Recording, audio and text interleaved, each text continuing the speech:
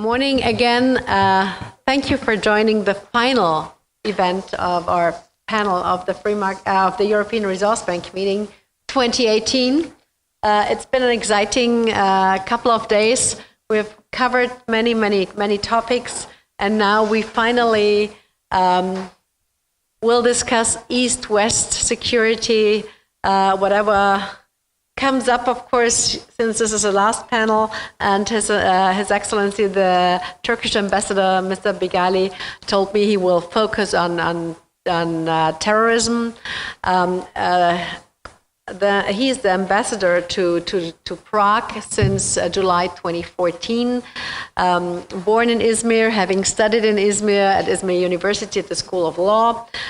He has been working in the Ministry of Foreign Affairs since 1983 and has always been focused on Northeast Mediterranean and the Cyprus question and issues. So I think this is something very interesting. But he was also based in Brussels as the Consul General and, of course, was appointed Ambassador Extraordinary to Algeria. Without further ado, I would like to ask you for your remarks, and then followed by Dan Mitchell, who everybody knows. Dan is specialized on tax issues, but also, of course, trade and everything related to money flows. From east to west, north to south, and of course looking for jurisdictions that are smart, put it this way, and protecting the individual and economic freedom. And to my right, also a gentleman who has been speaking many times already at the European Resource Bank meeting and many of our other events, Henrique Schneider from Switzerland, with the chamber there, but as an economist, a traveler of the world, somebody who has been looking into modern technologies and has published. One of his books is there, and I'm not saying which one, but you will show it in your talk. Your Excellency, the floor is yours. Thank you, Barbara, for giving me the floor, and thank you very much also for your invitation to take place in this event. Turkey takes place on the agenda of the international mass media for many years on the different aspects. Republic of Turkey has been established in 1923 after the War of Independence, and from the establishment of the Republic, we try to take part in the Western civilization and Western allies. As you may know, Turkey entered the NATO in 1952, and since then we are the second big military power in NATO. And we took part. We are a constituent member of the European Council. We became member of European Council or Council of Europe since 1949. And first we signed in 1963 the Treaty of Association with the European Union. And since then membership bid is continuing, but unfortunately, we face in this last decade some difficulties, and we began our membership talks in 2005, and after becoming a candidate country in 1999, I think many countries of, for example, Eastern Europe or Central Europe, they became members of European. I think we believe that we deserved a lot to become a European Union member, but due to some political reasons, political pretexts of some countries, we had the talks in some way interrupted. And although these difficulties we are not changed. We have not changed our political and strategic orientation to become a full member of European Union. We still keep this strategic goal to become a European Union.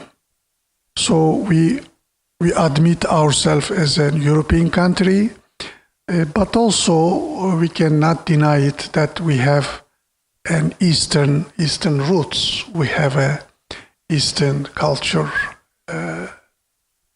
Muslim, the population has the Islamic religion, but the state is secular one. In this morning, I would like to speak about our fight against terrorism. Unfortunately, Turkey is targeted for many decades by different terrorist organizations, mainly the PKK. This is a Kurdish separatist terrorist organization. In the mass media of the West, I think there is a misunderstanding of this issue. In the mass media of the West,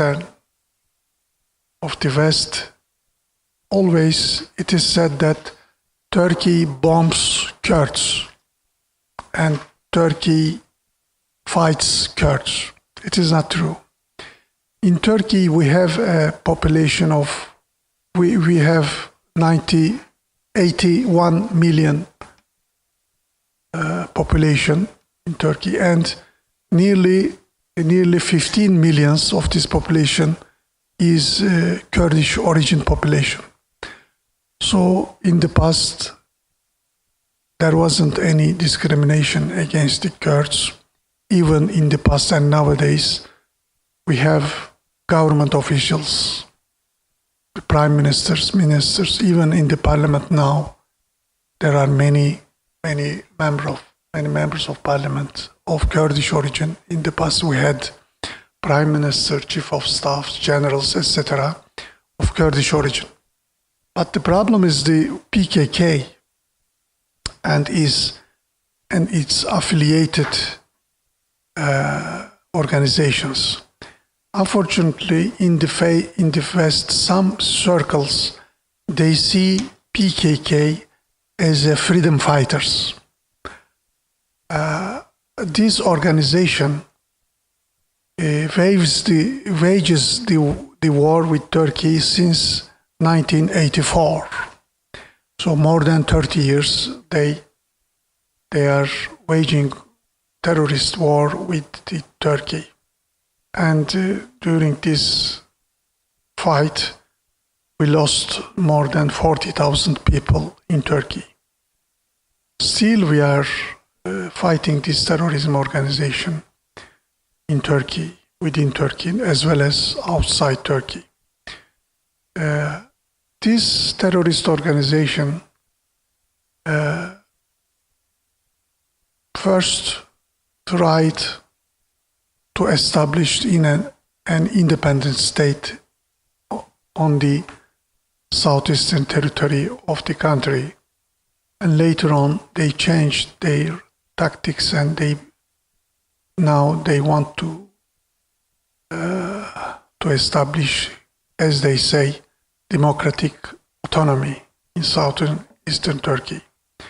So I believe that you all will accept that all the independent countries cannot accept any attempts to their national territorial integrity and also to their sovereignty.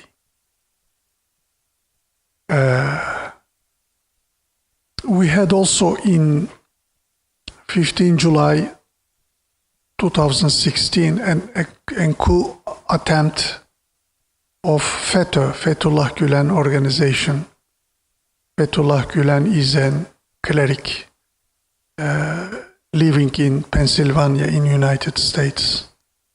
And this organization for many years infiltrated in the different institutions, state institutions of Turkey, including the army, the justice, and the police, etc. And at the beginning, their objective were not to make a coup d'etat, but afterwards, really, they tried in July 2016 to make a coup d'etat in Turkey. But it was supposed a coup d'etat against the constitutional order of Turkey and the democratically elected government, president of Turkey. But fortunately, this coup was not successful. And still we live in Turkey in an extraordinary situation, fighting with this terrorist organization as well. So we fight and we fight still with Daesh as well, this Islamic State terrorist organization. We are taking in the international coalition against this terrorist organization. Unfortunately, this Daesh or ISIL, this organization is nothing to do with Islam itself. And such kind of organizations mar the name of Islam. They say they behave on behalf of Islam, but I think these are even not human beings, these people, these terrorists. These terrorists have nothing with the Islamic religion. As I told you, Turkey is currently fighting a number of terrorist organizations that present risk and threat to our national security. But our resolve to fight against this terrorist organization is firm. It is with this understanding that we have given our full support to all international efforts to this end since day one. Successfully concluding the Operation Euphrates Shield last year, Turkey cleared its border with Syria from Daesh, liberated an area of more than 2,000 km², and established a safe haven free of terror, enabling the displaced Syrians to return. However, the terrorism threat from Syria targeting our borders have not yet ended. Turkey cannot tolerate the presence of any terrorist element at its borders. The presence of these terrorist organizations have begun to threaten our national security as well as the security of our borders.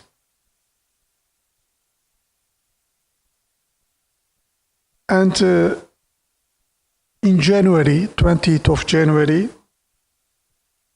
we initiated the Operation Olive Branch in northern Syria in order to liberate the Afrin.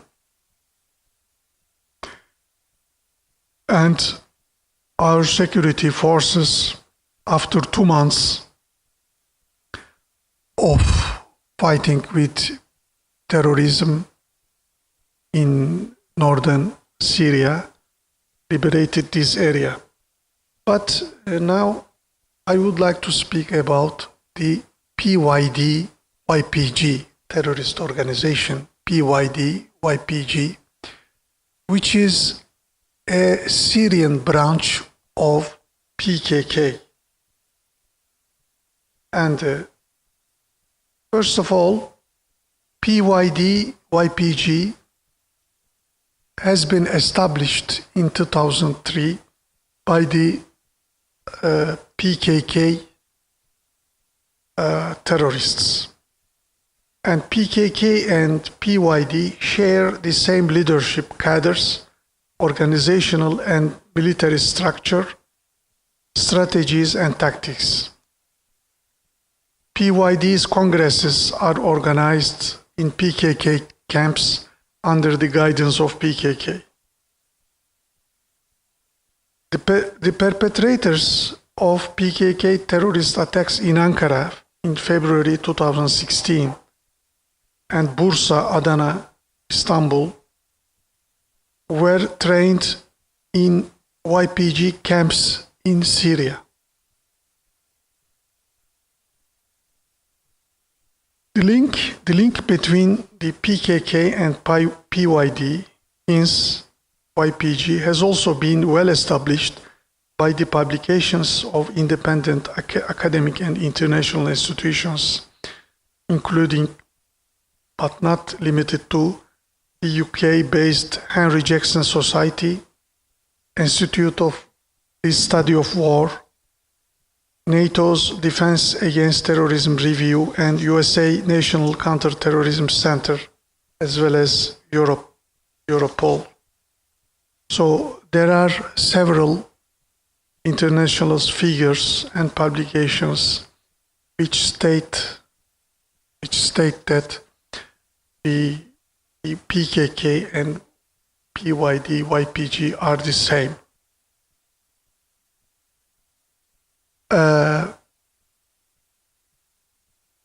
On our recent operation, Olive Branch in Syria, in northern Syria, I would like to state that, first of all, we are not an occupying force in Syria.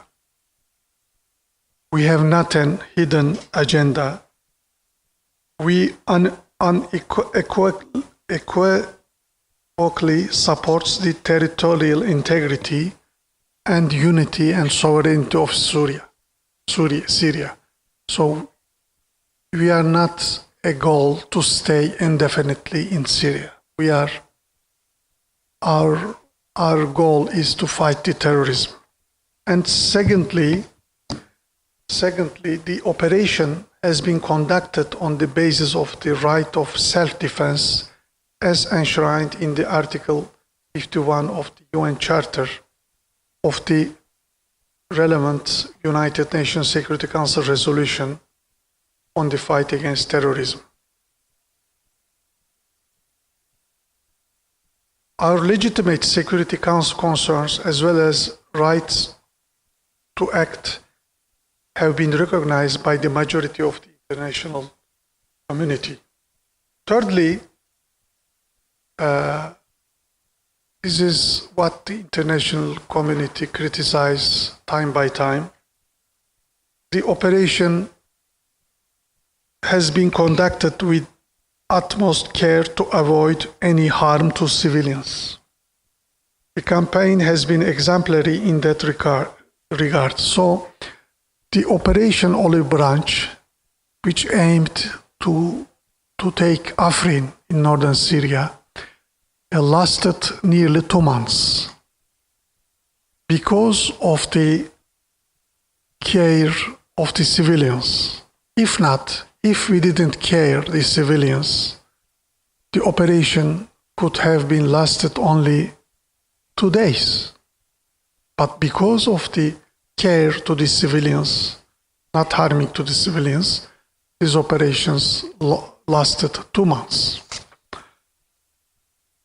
I don't know my time, 2 more minutes, okay. And to be fair and just. Yes.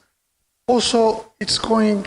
We are witnessing in international media some pictures concerning these civilian losses and very bad pictures.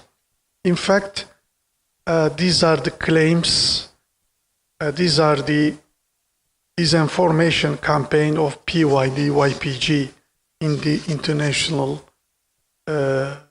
mass media, and we have speeded up humanitarian efforts after having taken control of Afrin city, and during the conduct of the operation, there has been a continuous cross-border flow of fundamental humanitarian assistance items and services from Turkey to the region, including food, water, blankets, sanitation, and healthcare to prevent human suffering.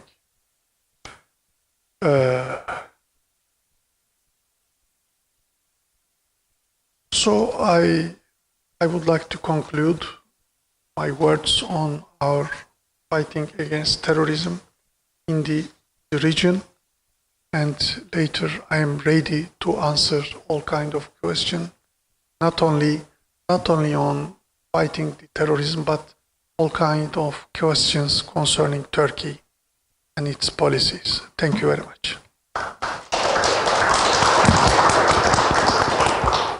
Thank you very much, Ambassador Bigali. We now have another ambassador, but the ambassador of the group of those who fight tax harmonization in the world. Dan, the floor is yours. Well, thank you very much, Barbara. As they used to say in the old Monty Python show, and now for something completely different, when I saw that I was going to be speaking on East-West, and I thought, okay, as an economist, how am I going to address that? And I thought, well, the logical thing would be to look at what's been done to promote growth in transition economies, to in effect help them catch up to Western nations and make up for the decades of communist enslavement that they suffered. And so what I want to do is look at the economics of transition in the East and consider specifically what I think is a counterproductive role of international organizations. When I write that growth is lagging, I suppose I should specify what that means, because on average, growth has probably actually been a little bit better in Eastern countries than Western countries. But what I'm really talking about is the fact that growth should be much higher if we want a process of convergence, if we want the Eastern countries to become as rich as the Western countries. And if you have substandard growth, if you don't have that convergence, if post-communist countries are still going to only average 50% of the per capita GDP of Western countries, that's probably not going to be a good story. Now, obviously, there are dozens of countries that emerged from the ex-Soviet bloc. Some of them, we heard a representative from Georgia earlier. That's a relative success story. They still have a long way to go. Estonia, the Czech Republic. There are some decent success stories in the former Soviet bloc, but there are definitely still, the region as a whole is lagging. And of course, for those that follow security issues, that's not me, I'm just the economist, countries like Russia would be a special concern. Now, for those of us that are familiar with either Fraser's Economic Freedom of the World or Heritage's Index of Economic Freedom, or for that matter, the World Economic Forum's Global Competitiveness Report, there are several indices out there, indexes that can be used to judge the economic policy of a country. And they all basically share the same metrics: fiscal policy, regulatory policy, monetary policy, trade policy, and quality of governance, rule of law, legal, whatever you want to call that last one. But it's sort of a catch-all for the actual institutional structure and operation of the government. So those are the policy levers that you would want to appropriately use to get better economic performance in the post-Soviet economies.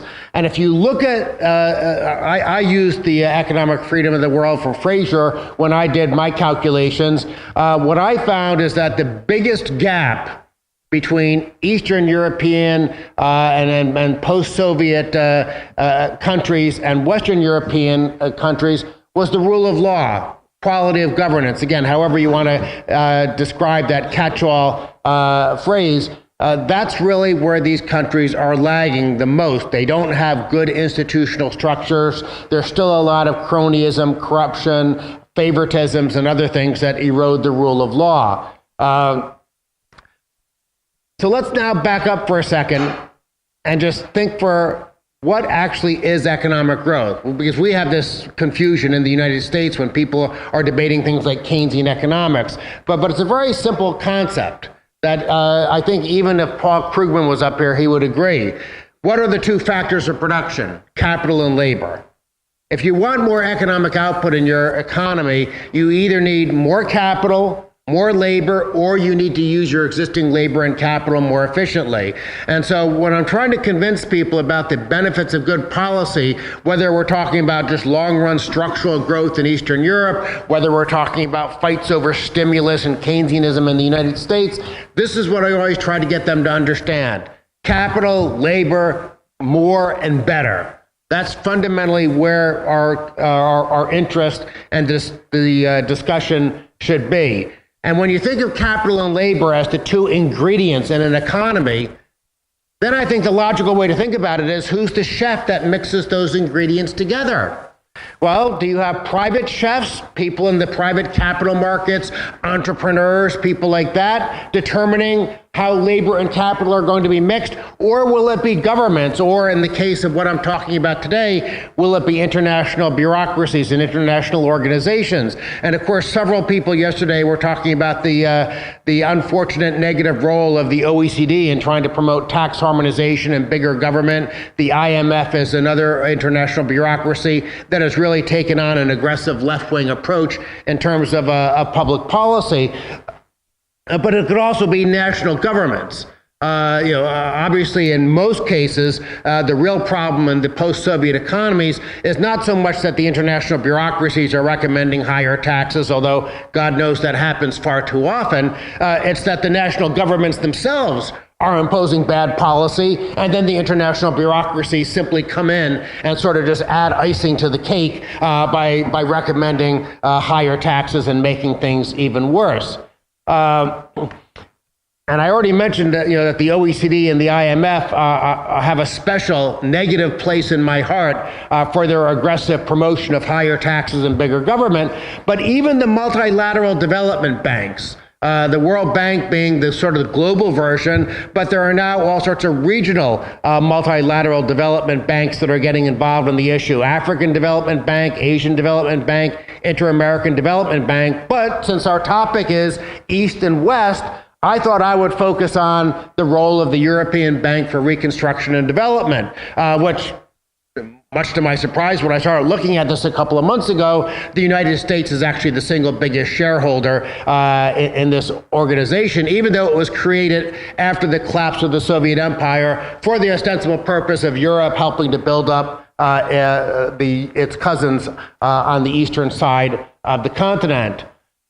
And the problem with all these multilateral development banks, and the problem actually with foreign aid in general, is that it doesn't work. And it doesn't work because it's mostly government-to-government transfers. I have a couple of quotes here from development economists that are very well-known, very famous. Peter Bauer has the famous quote about foreign aid being a method of transferring money from poor people in rich country to rich people in poor countries. That's basically just capturing the notion that foreign aid winds up lining the pockets of the incumbent politicians in the poor countries. And William Easterly points out that economic growth does not come from foreign aid. It comes from economic and political reform inside a country, which in my mind, I've never seen one of them put the quote exactly this way, so I don't give this next slide, I don't give it credit to one of them, but it's really a compilation of their thoughts. I call it the foreign aid paradox. Poor nations with good policy will grow even if they don't get foreign aid, and poor nations with bad policies won't grow no matter how much aid they receive. If you look at the sweep of post-World War II history, and you look at the really super success stories out there like the Asian tigers, they did not grow because of foreign aid. They grew because if you look at the Economic Freedom of the World Index, you look at those 5 major categories of public policy, they became free market success stories. Matter of fact, Hong Kong and Singapore routinely now are number 1 and number 2 in the world. Well, if the same thing happened in Moldova, where we'll be next year for the Resource Bank, I guarantee you Moldova would grow very rapidly. However, if Hong Kong and Singapore had been saddled with the IMF and the OECD telling them to have big modern welfare states and stuff like that, they never would have become big success stories. Now, let's specifically talk about the EBRD, since the topic of this panel is East versus West. Here's the problem. The multilateral development banks historically followed a bad model. It was government-to-government transfers. But at least it was theoretically for things like infrastructure. So they had a story they could tell. Now, of course, the infrastructure wind up costing 5 times more than it should have, and oftentimes there were environmental concerns, and the whole thing, of course, was rife with corruption and cronyism. But in some sense, you can at least see what they were trying to do. The EBRD is doing something completely different than other multilateral development banks. Their core model, their business model, is they don't give money to governments. They do cronyism. They give money to private businesses. In other words, you have these bureaucrats at the EBRD going into different countries and deciding, no doubt with lots of cronyism and influence peddling, they're deciding, okay, we're going to give money to this company or this company, supposedly to try to jumpstart the economy. But economists understand that, as I mentioned before, capital and labor being the 2 factors of production, if you have government officials distorting the allocation of capital, you're going to do immense damage to your economy, and yet that is the model of the EBRD. A couple of minutes? Yeah, I'm coming near the end. Don't worry, Barbara. I get all excited about this. The misallocation of capital is the macroeconomic problem with the EBRD. The cronyism and the corruption are sort of the operational micro problems with the EBRD. I want to close up by pointing out there are a few other problems. The EBRD was set up to be the European Bank for Reconstruction and Development. They've now spread to MENA countries, Middle East and North Africa, and they've just announced in the last week that they now want to go to sub-Saharan Africa. It's becoming just another World Bank, another big bloated international bureaucracy filled with people getting tax-free salaries, running around the world doing cronyism and corruption. And I call this, I think this is my second to last slide, the OECDization of the EBRD. The OECD, of course, being the most aggressively left-wing international bureaucracy. Well, here are quotes from different EBRD documents. Taxing wealth may be an effective method of fiscal redistribution. That's also an effective way of destroying your economy. Tackling broader inequality, redistribution through taxes and public spending. No, the problem isn't inequality, it's poverty. And you actually make poverty worse when you focus on trying to force everyone to be equal after the fact. And then, of course, their sort of new fundamental mindset, unfettered markets can lead to suboptimal outcomes. Oh, as if government-controlled markets have ever led to a good outcome. So the bottom line is the post-Soviet economies should be copying Singapore and Hong Kong. Foreign aid is not a route in general, and the EBRD in particular is especially damaging because it's based on cronyism and ultimately, and this is where I come back to the danger of populism that I mentioned at the start, when you have the EBRD playing favorites, doing cronyism and corruption, picking out special politically connected firms to get special grants, of course, that's going to cause people in different countries to say, this is a corrupt system, the free market must not work. But of course, what they're really upset about is that the government is involved, but they don't know that. And that's why I worry in the long run that bureaucracies like the EBRD are going to undermine support for free markets, in addition to slowing growth and hindering convergence. Thank you very much.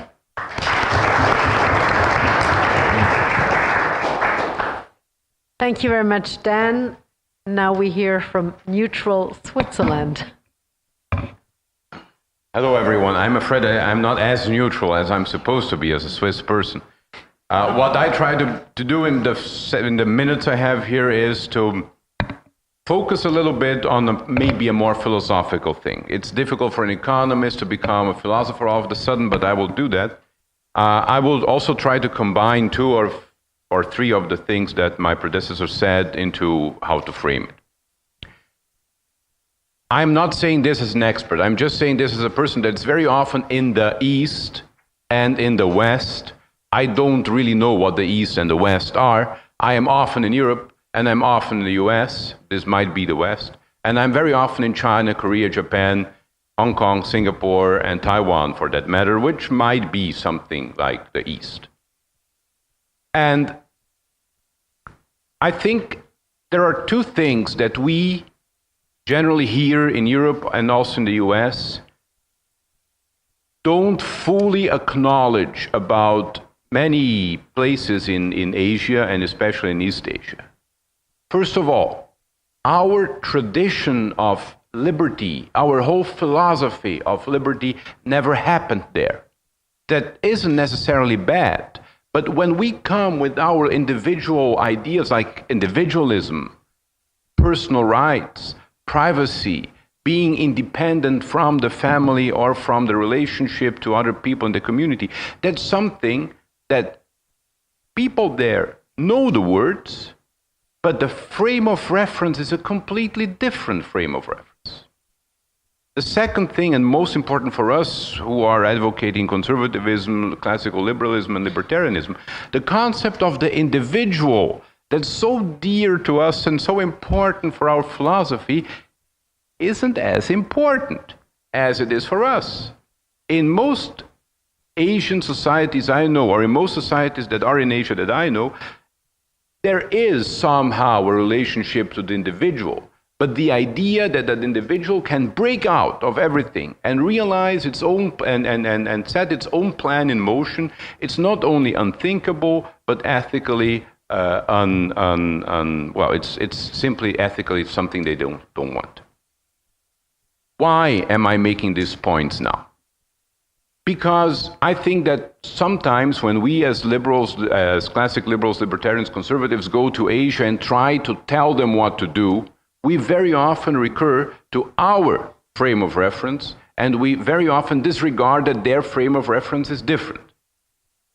That's the good case.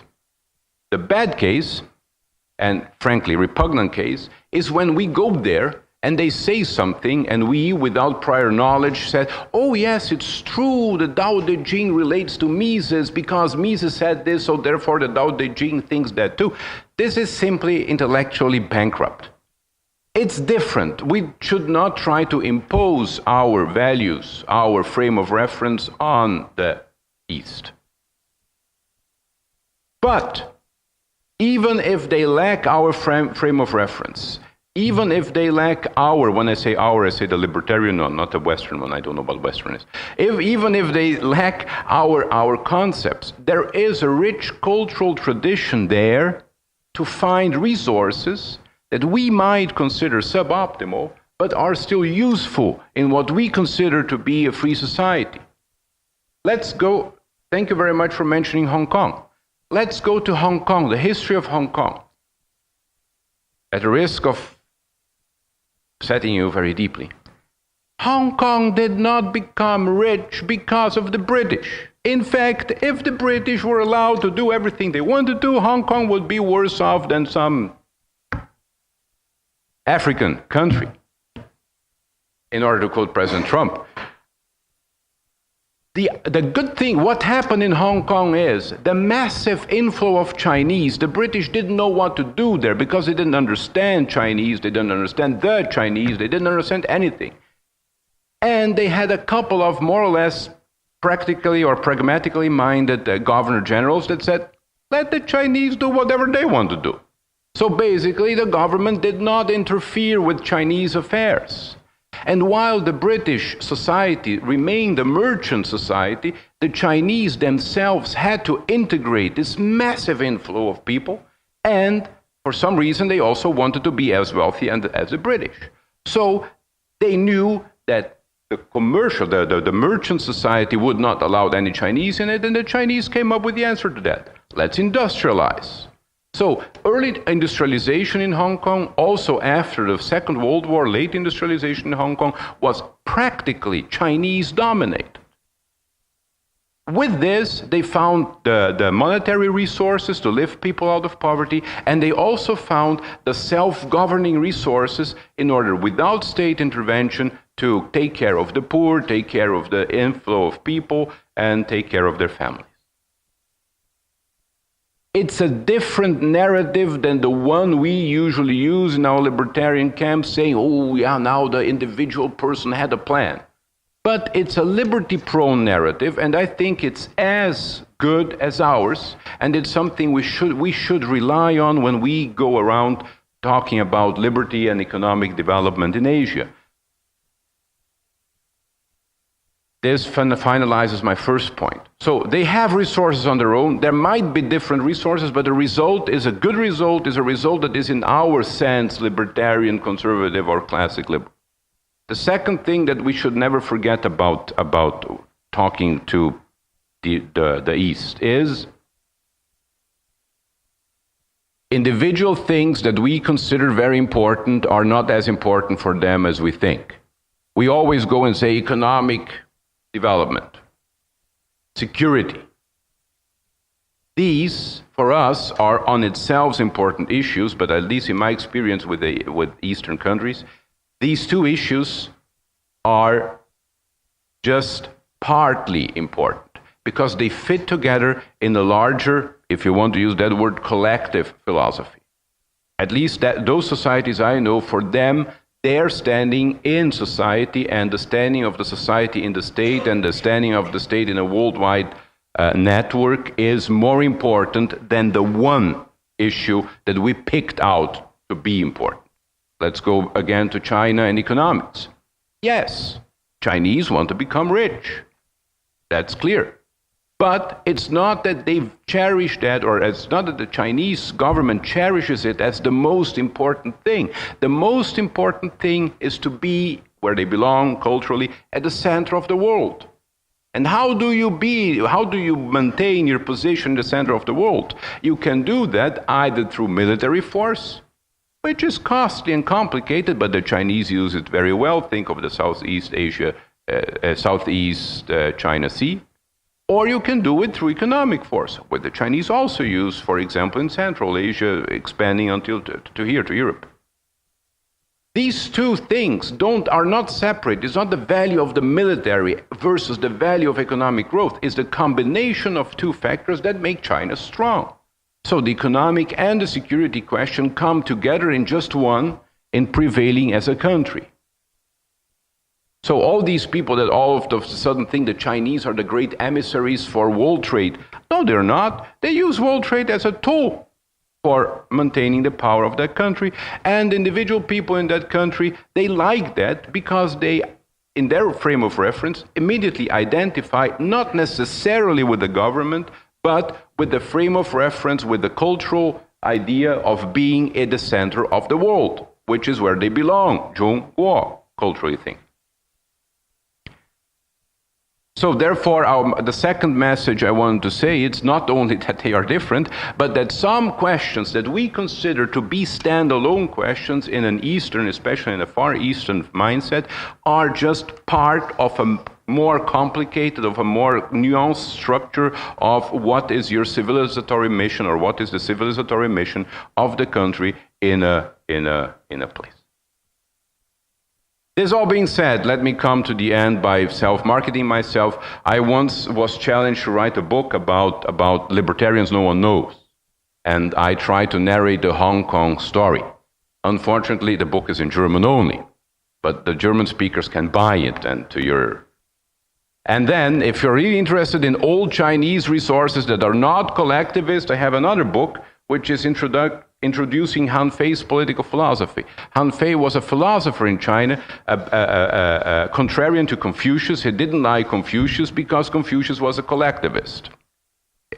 Han Fei was not a collectivist, but before you think, oh, he's one of us, he thought that individual people can become rulers and then rule with complete despoty and in totalitarian ways. This was his response to collectivism: is let's let one person take complete and control power of everything. But still an interesting lecture, especially because it's mandatory reading for the members of the Communist Party of China until today. Not my book, The Ideas of Han Fei. Thank you very much.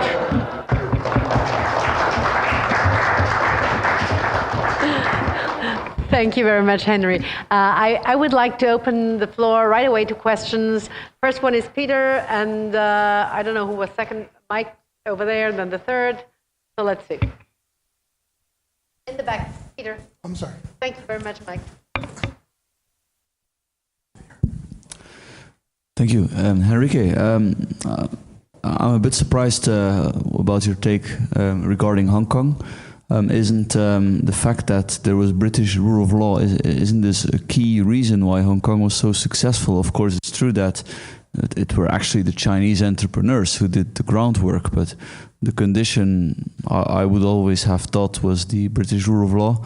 And you could even say that the success of Hong Kong may have inspired Singapore a little bit, but definitely has inspired the regime in China to liberalize from a like extremely totalitarian level in the 70s to what it is today.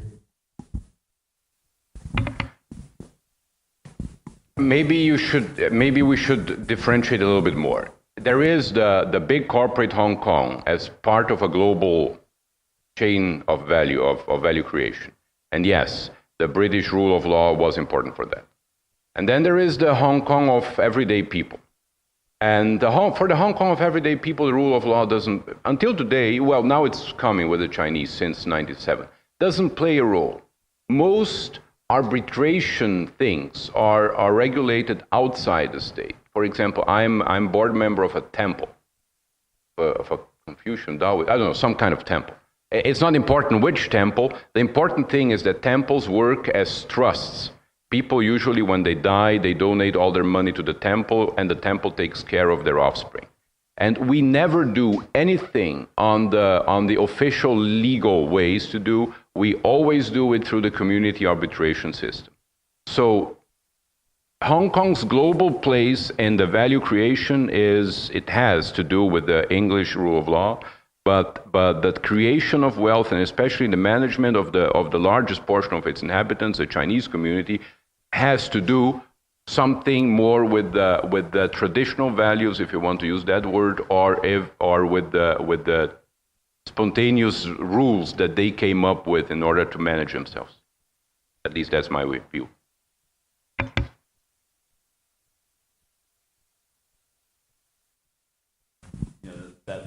Maybe it's a French phrase, laissez-faire. The British governors implemented it, but it's an idea that, by implication, is saying the individual has some control over their life, and that's what would create the wealth. I guess I would just tack on, if you have any other response to that. Just quickly, I think if we speak about the individual, especially in the Chinese context, it doesn't mean, generally, doesn't mean that the individual doesn't have anything to contribute, but it's always the individual embedded in a larger community. For example, that's why they don't pass over their money from A to the descendants, but they put it in the temple in order the temple to take care of it.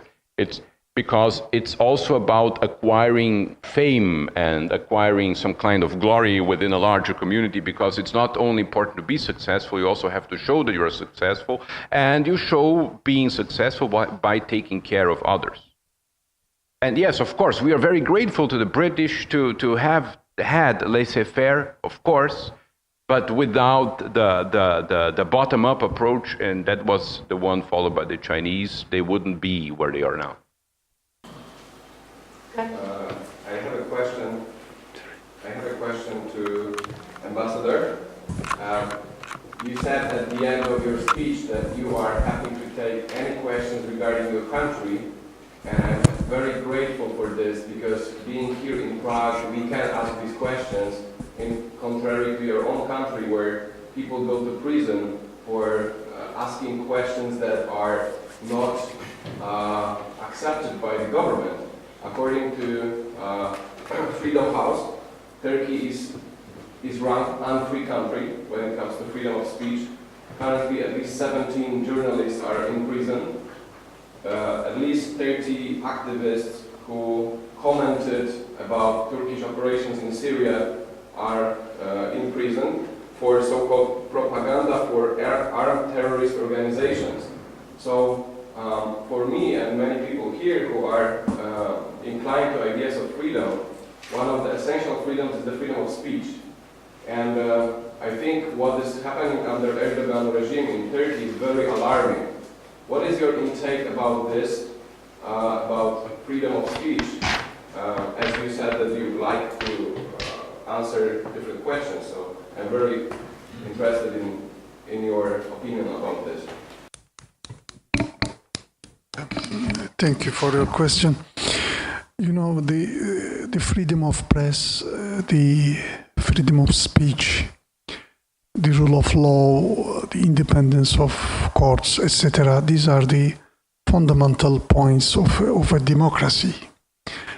Turkey is a secular democratic country, but for some time, as I told you, with the coup attempt of July 2016, we are living in extraordinary conditions. So the country has lived a coup attempt. So still we have the emergency rule in the country.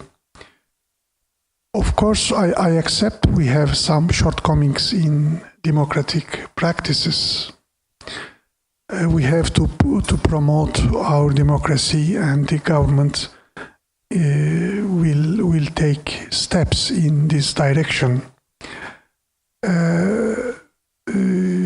But these journalists, I think, as I see from here, they are prosecuted because of the crime, not some links with the terrorist organization, and to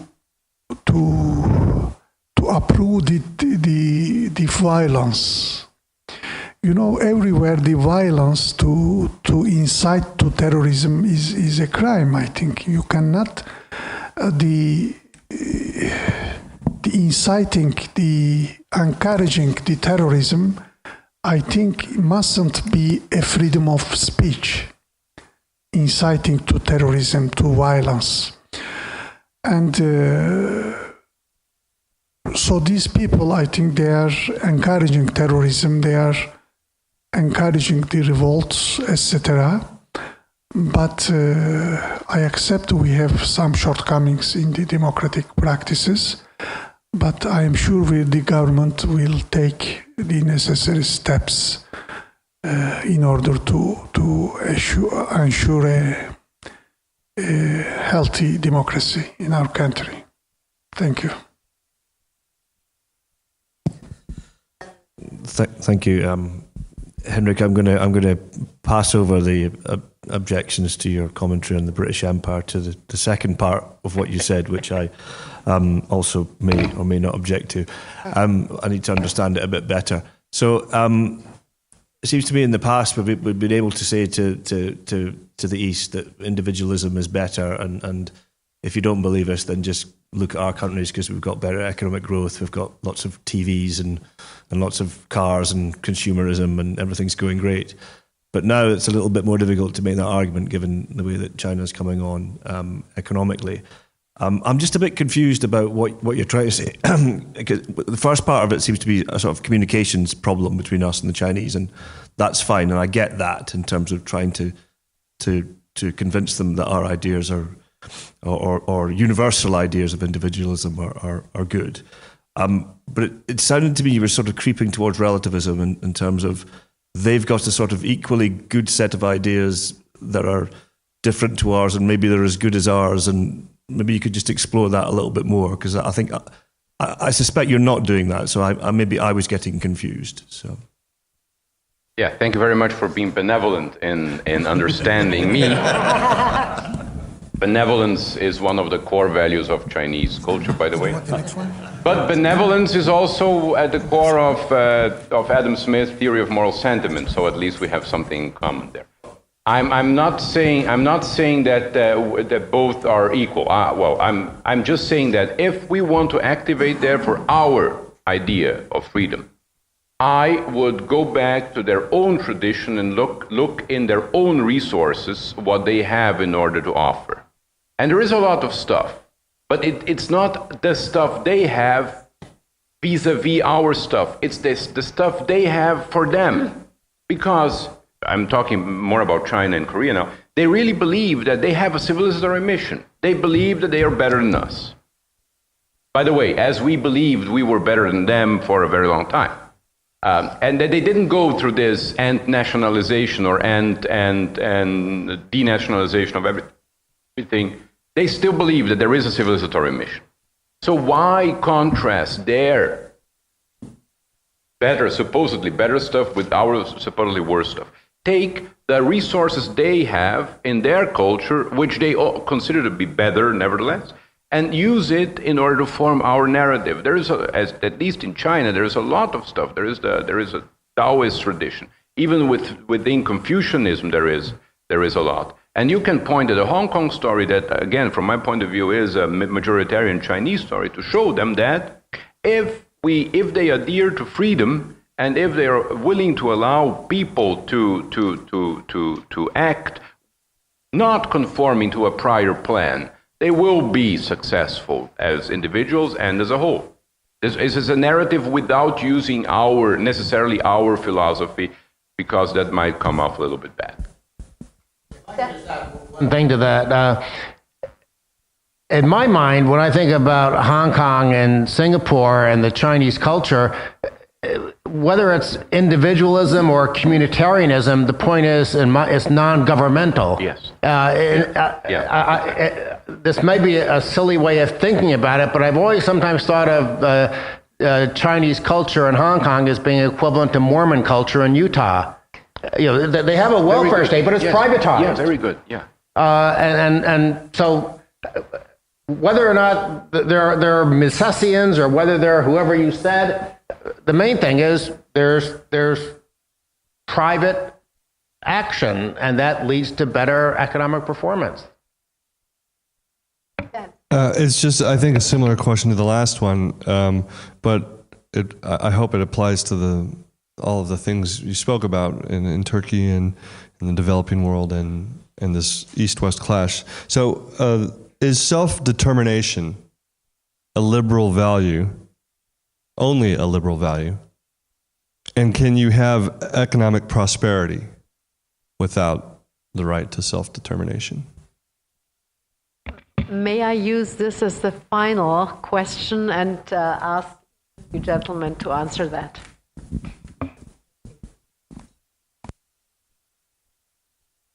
I probably have to say on this. I'll go first, since I'll be quick. Actually, when I'm listening to the ambassador, and of course having a Swiss gentleman on the program, it was occurring to me, Switzerland is an excellent model of having different peoples, different religions, different languages living relatively harmoniously together, because there's a lot of decentralization. Now, I have no idea how applicable that would be to Turkey, and whether or not, being in charge of their own taxes and spending in the Kurdish regions would make everyone more, get along better. But that would be the extent of my contribution on this question. I would like to answer your question referring to the international law. Republic of Turkey was established according to the Lausanne Treaty, signed in 1924. And in this treaty, there are three minorities in Turkey. These are the religious minorities: the Armenian, the Greek, and the Jewish communities. So there is no, according to this international treaty and international law, there is no other minorities in Turkey, including the Kurdish ones. We have a multi-ethnical country. We have Kurdish people, Georgian origin people, Cherkess people, etc., etc. We have many ethnic origins people, but we are not a country based on ethnicity or religiosity. So there is no discrimination also for Kurdish people, Kurdish origin people. So we cannot accept this self-determination of Kurdish people. For the self-determination right, there must be some other conditions. So Turkey is a unitary country, and I think we don't believe that the Kurdish origin people have the right to self-determination. But they have all the cultural rights, and we Turkey recognized also for decades ago the cultural identity of the Kurdish people. Thank you. I will do the same thing than ambassador and refer to the law, but in this case, the domestic law of Switzerland. Any Swiss canton can become independent at any time, provided that a majority of the people and of the other cantons accept that.